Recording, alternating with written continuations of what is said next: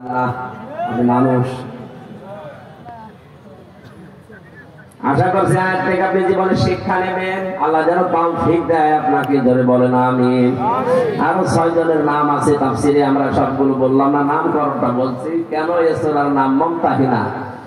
নারীরা যখন বিশ্ব নবীর কাছে আসতেন, নবীজিকে আল্লাহ জানিয়েছিলেন 6টা শর্ত দেবেন তাদেরকে। তার ভেতরে অন্যতম যে আল্লাহর সাথে শিরিক করবে না। এটা যেহেতু কালকে রংপুরে আলোচনা করেছে, এই জন্য ওই পয়েন্টটা আমি আর বলছি না।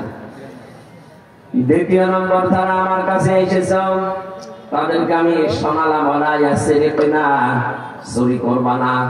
কি করবা না? এটা কায়েম করার জন্য শুধু ওয়াজে হয় না। এজন্য নবীজিকে আল্লাহ জানিয়েছিলেন, হ্যাঁ নবী, যে কথাগুলো এখানে একটা একটা করে আপনাকে শোনাচ্ছি, এটা জনগণকে যখন আপনি বাস্তবায়নের জন্য চেষ্টা চালাবেন, তখন আপনার হাতের ভেতরে ক্ষমতা লাগবে।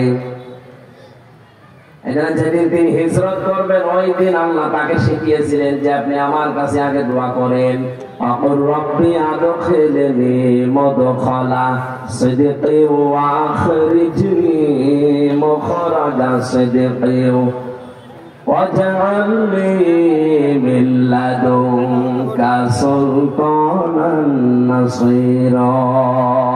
বলেন আল্লাহু আকবার।